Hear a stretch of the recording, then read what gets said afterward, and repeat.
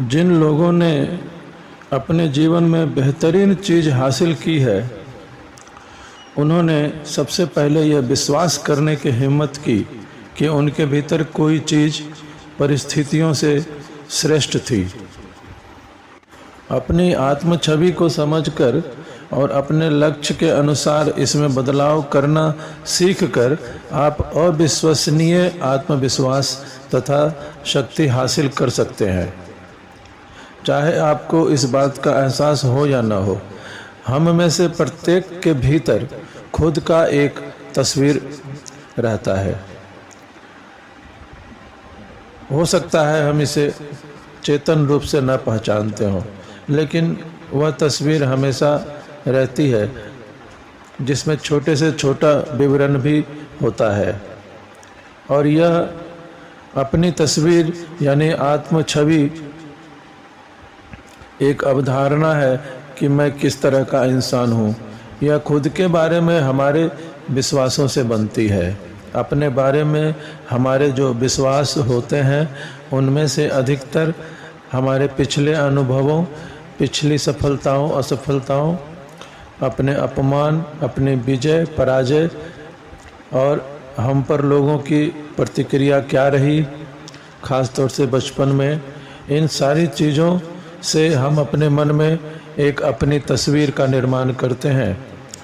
और जब हमारे बारे में कोई विचार या विश्वास इस तस्वीर में शामिल हो जाता है तो यह हमारे लिए एक सत्य बन जाता है।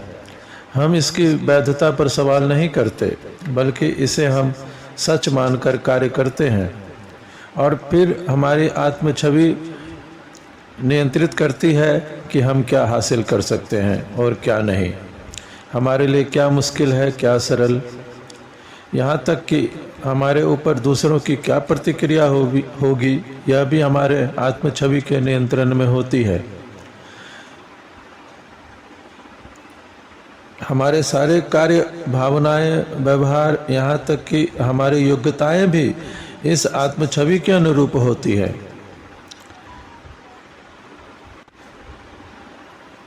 हम खुद को जैसा इंसान मानते हैं उसी इंसान के तरह ही कार्य करते हैं।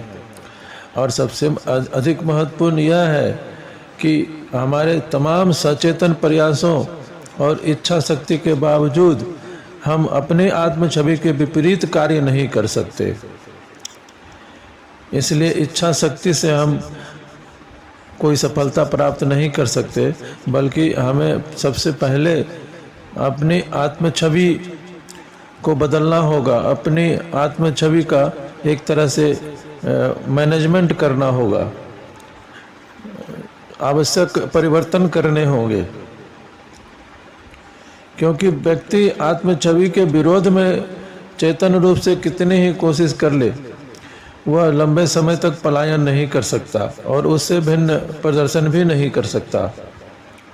और कुछ समय के लिए अगर भिन्न प्रदर्शन कर भी लिया तो आपको आपकी आत्म छवि दोबारा वापस खींच लेगी। जो व्यक्ति खुद को असफल किस्म का इंसान मानता है वह अपने तमाम अच्छे इरादों और इच्छा शक्ति के बावजूद असफल होने का बहाना ढूंढ लेगा। भले ही अवसर उसके पास आकर उसकी गोद में टपक जाए।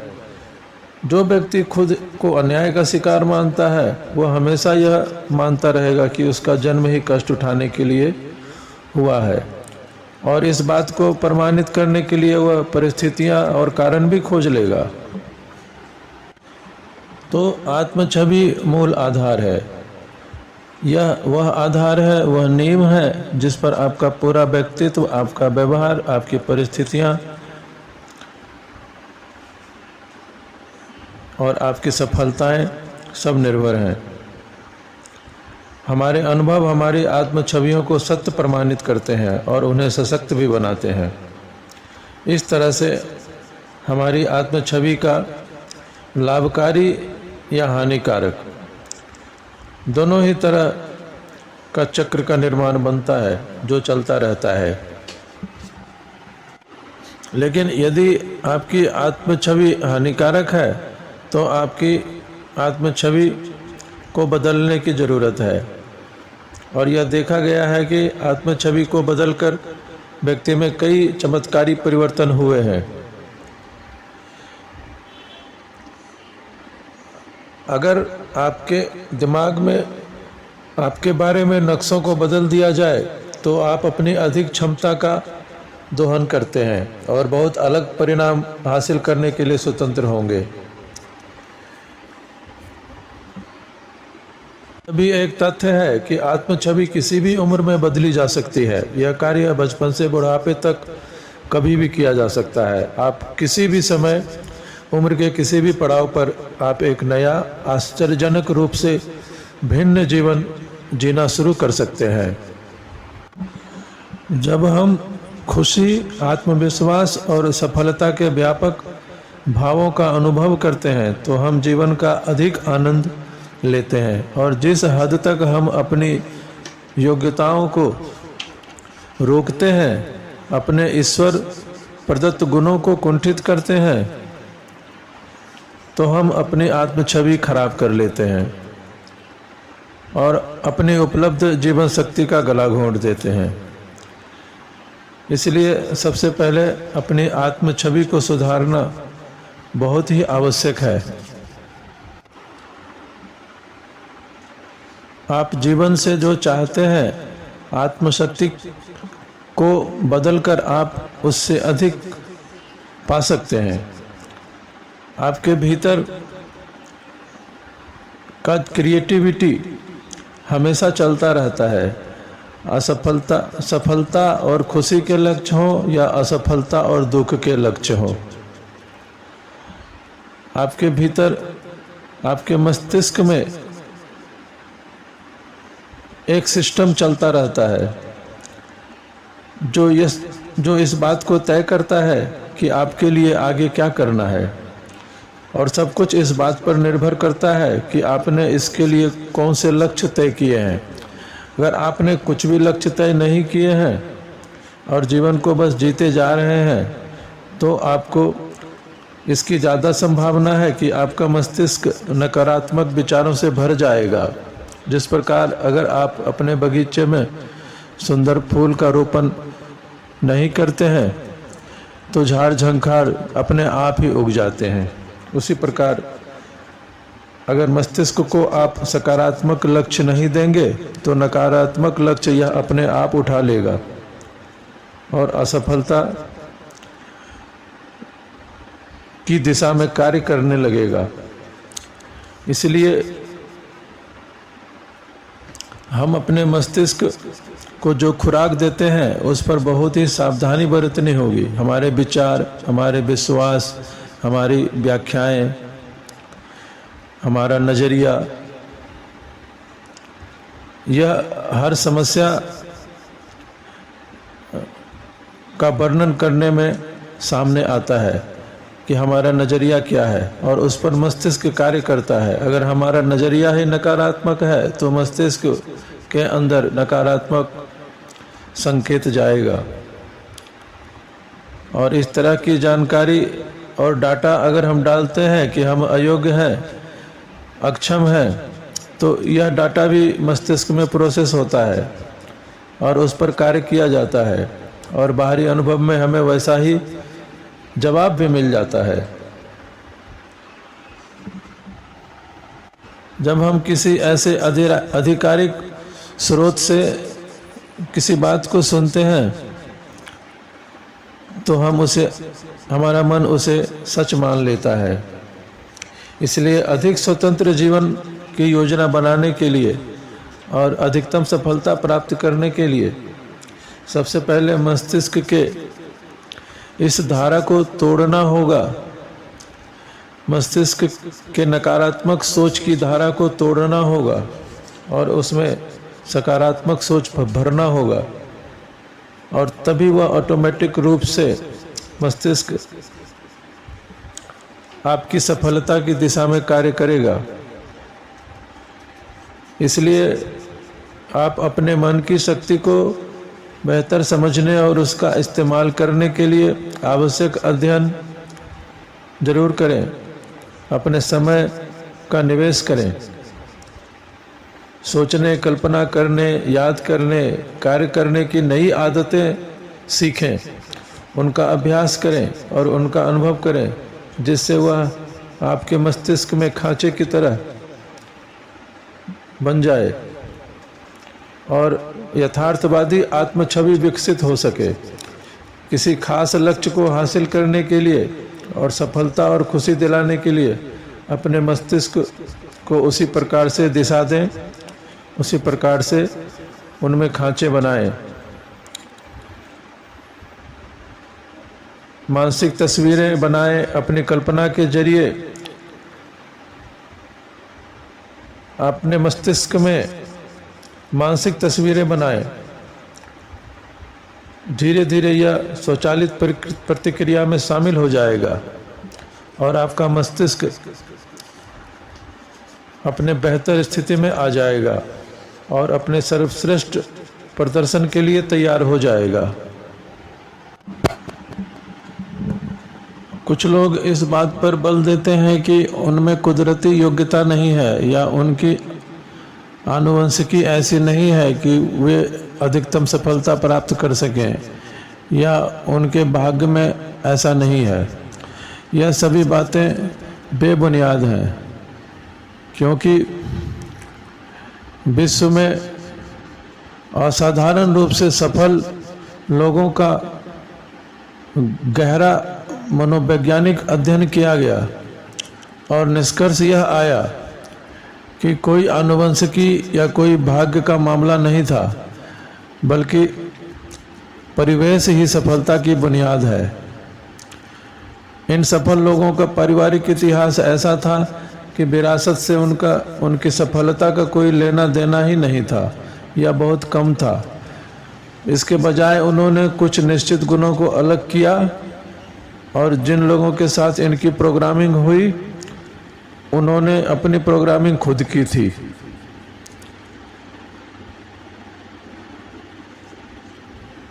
वाल्ट डिज्नी का उदाहरण सभी के सामने है। वाल्ट डिज्नी असाधारण रचनात्मक और उद्यमी सफलता वाले परिवार में पैदा नहीं हुए थे। हकीकत तो यह है कि वाल्ट डिज्नी के पिता 5 अलग अलग कारोबारों में नाकाम रहे। Master architect Frank Lloyd Wright के पिता बेरोजगार और घुमक्कड़ पादरी थे, जो इतने अकार्यकुशल थे कि कभी 1 साल से अधिक एक नौकरी नहीं कर पाए।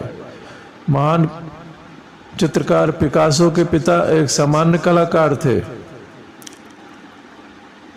यह प्रमाणित हो चुका है कि सफलता कोई आनुवंशिकीय हस्तांतरण या भाग्य का मामला नहीं है जिस पर आपका कोई नियंत्रण नहीं होता,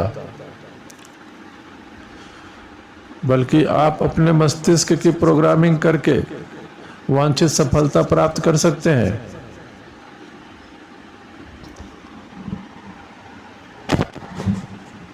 आप अपने पसंद का किसी भी शीर्षस्थ सफल व्यक्ति को पहले चुनें और उनकी आत्मकथा पढ़ें और पूरी जानकारी हासिल करें कि वह किस तरीके से सोचते थे और किस तरह से उन्होंने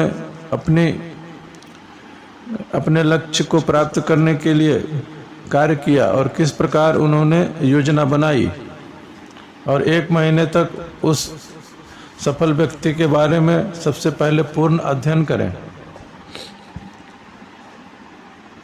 यदि कोई मनुष्य विश्वास से अपने सपनों की दिशा में बढ़ता है और अपनी कल्पना के अनुरूप जीवन जीने की कोशिश करता है, तो उसे ऐसी सफलता मिलेगी जिसकी उसने आशा भी नहीं की होगी।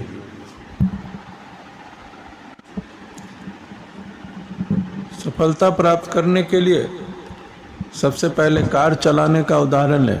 जब आप शुरू कार चलाना सीखते हैं तो आप सड़क पर इधर से उधर टेढ़ी मेढ़ी दिशा में कार चलाते हैं और कार कई बार बंद भी हो जाती है। लेकिन जब एक बार आप सही और सफल तरीका सीख जाते हैं और आप अभ्यास कर लेते हैं, तो यह आपके मस्तिष्क में भावी इस्तेमाल के लिए याद रखा जाता है और फिर ऑटोमेटिक रूप से आपका पैर क्लच, ब्रेक और एक्सीलेटर तीनों को कंट्रोल करने लगता है और सड़क पर आपकी स्टीयरिंग भी सीधी रहती है।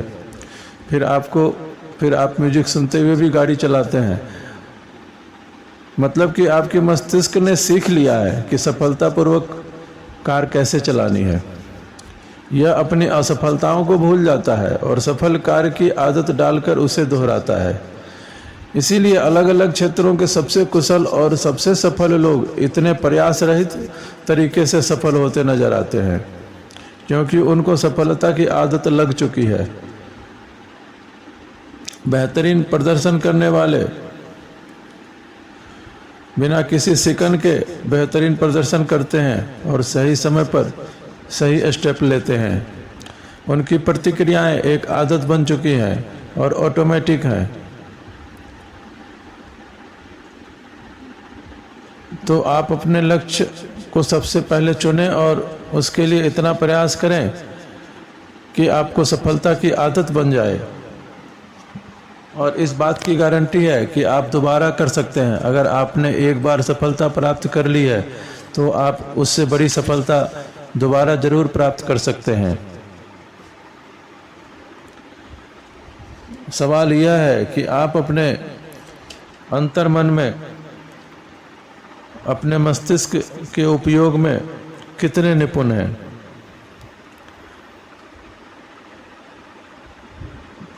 कई लेखकों और वक्ताओं ने कहा है कि भाषण या रचनात्मक लेखन के लिए वे अपने अवचेतन मन का प्रयोग करते हैं और अवचेतन मन को किसी अच्छे रोचक प्रसंग, कहानी, चुटकुले या कविता के विवरणों की आवश्यक निर्देश देकर वे एक झपकी ले लेते हैं और जब वे जागते हैं तो उनकी मनचाही सामग्री उनके दिमाग में होती है। इसमें उनका अवचेतन मन का सर्च इंजन ऑटोमेटिक रूप से काम करता रहता है और फिर उन्हें वह सामग्री परोस कर दे देता है। महान वैज्ञानिक थॉमस एडिसन का मानना था कि उन्हें कुछ विचार अपने से बाहर के किसी स्रोत से मिलते थे। एक बार जब किसी रचनात्मक विचार के लिए उन्हें बधाई दी गई तो उन्होंने श्रेय लेने से इनकार कर दिया और कहा, विचार तो हवा में मौजूद रहते हैं और अगर उन्होंने उस चीज़ को नहीं खोजा होता तो कोई दूसरा खोज लेता। तो आप भी अपने मस्तिष्क को समस्या सुलझाने और विचार खोजने का कार्य भी सौंप सकते हैं और उसे इस खोज में लगाकर अपने दूसरे कार्य निपटा सकते हैं, यहाँ तक कि सो भी सकते हैं। बाद में आप देखेंगे कि आपका मस्तिष्क उपयोगी सामग्री लेकर आ जाएगा जिसके बारे में आपको मालूम भी नहीं था कि आप ऐसी सामग्री जानते हैं, या किसी चेतन विचार से आप ऐसी सामग्री हासिल नहीं कर सकते थे। कई रचनात्मक कलाकारों और मनोवैज्ञानिकों ने सृजनात्मक प्रक्रिया का अध्ययन किया है। वे सभी क्रिएटिविटी, अकस्मात रहस्योद्घाटन या सहज बोध या एक अचानक कौंध के रूप में उन्हें प्राप्त हुए हैं।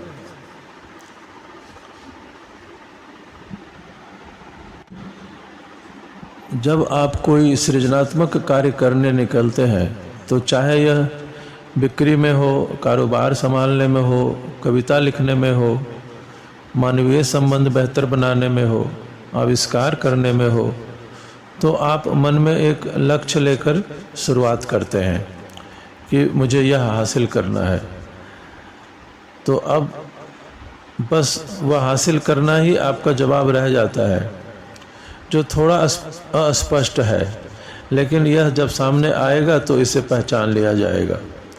और अगर आप इस बारे में सचमुच गंभीर हैं, आप में उत्कट इच्छा है, तो आप समस्या के सभी पहलुओं या लक्ष्य प्राप्त करने के सभी पहलुओं के बारे में गहराई से सोचने लगते हैं। तब आपका मस्तिष्क अपने आप कार्य शुरू कर देता है और वह संग्रहित जानकारी को स्कैन करने लगता है। और पुराने अनुभवों को भी स्कैन करने लगता है, पुराने तथ्यों को भी स्कैन करने लगता है और उन्हें मिलाकर एक अर्थपूर्ण निष्कर्ष में बदल देता है जो आपकी समस्या को सुलझा देता है। यह समाधान आपकी चेतना को तब दिया जाता है जब किसी अकस्मात पल में आप दूसरी चीज़ के बारे में सोच रहे हैं, या शायद सपने के रूप में भी आपको इशारा मिल जाता है। कोई चीज़ क्लिक करती है और आप तुरंत पहचान जाते हैं कि यही वह चीज़ है जिसकी आपको तलाश थी। महान वैज्ञानिक आइंस्टीन की अधिकतर सफलता उनकी कल्पना की उपज है जो बहुत ही अवैज्ञानिक तरीके से संभव हुई। वे इस तरह कार्य करते थे जैसे कोई सैद्धांतिक विचार एक निष्कर्ष है।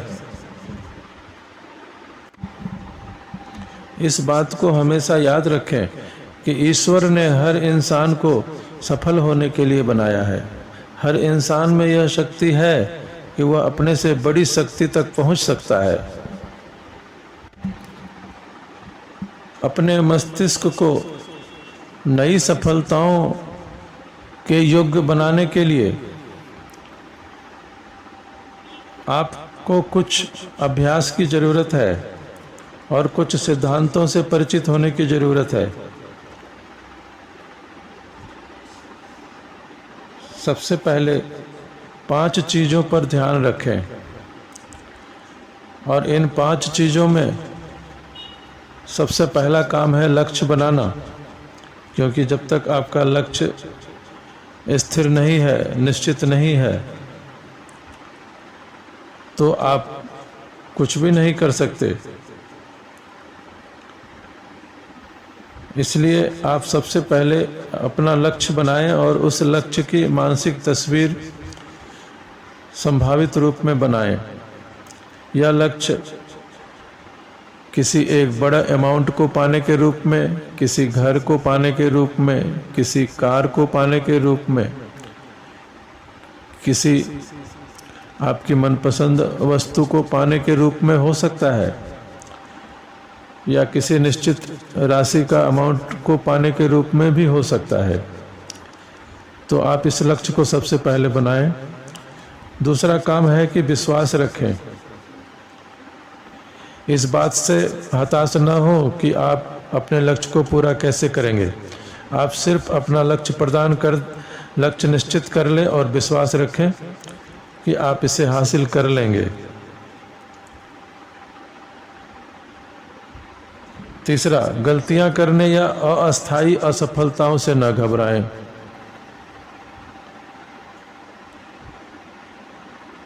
चौथा, अपने लक्ष्य की दिशा में मानसिक सुधार करते रहें जब तक कि आप सफल गतिविधि, क्रिया या प्रदर्शन को हासिल न कर लें। इसके बाद आगे की सीखने की सतत सफलता की प्रक्रिया तब हासिल होगी जब आप पुरानी गलतियों को भूल जाएंगे और सफल तरीकों को याद रखेंगे ताकि मस्तिष्क आप इसकी नकल कर सके। पांचवा, चिंता न करें। आपको इस बारे में बहुत चिंता करने की ज़रूरत नहीं है कि आपका मस्तिष्क इस दिशा में कार्य करेगा कि नहीं। आपको इससे कार्य नहीं कराना है, आपको तो इसे अपना कार्य खुद करने देना है। यह विश्वास इसीलिए जरूरी है कि आपकी क्रिएटिविटी अंदर क्या कर रही है आपको पता नहीं चलेगा, क्योंकि इसका स्वभाव ही ऐसा है। यह आवश्यकता के अनुरूप गुप्त रूप से और सहज रूप से कार्य करता है। जब आप इसे सक्रिय कर देते हैं तो आप इसके कार्यों में हस्तक्षेप न डालें। आप अपना काम शुरू कर दें और करते रहें। आप में अपने आप शक्ति आएगी और आपका लक्ष्य पूरा होगा। हर दिन आप 15 मिनट का समय अपने लक्ष्य को स्पष्ट विचार के रूप में, स्पष्ट मानसिक तस्वीर बनाकर अपने दिमाग में रखें या उसका प्रिंट लेकर रखें। ध्यान रहे, हर बार याद करने पर आपकी आंखों के सामने यही लक्ष्य आना चाहिए। कागज पर उस लक्ष्य का वर्णन कर लें या चित्र या प्रिंट निकाल लें और 15 मिनट तक बाहरी जगत से आंखें मूंद लें और उस चित्र के निरंतर विकास के लिए आंखें खोलें। और यह आपको 21 दिन तक करना है। फिर लक्ष्य प्राप्ति के तरीके, साधन, जरूरतें, आवश्यकताएं सभी आपके सामने खुद ब खुद आएंगे कि आपको किस प्रकार कार्य करना है।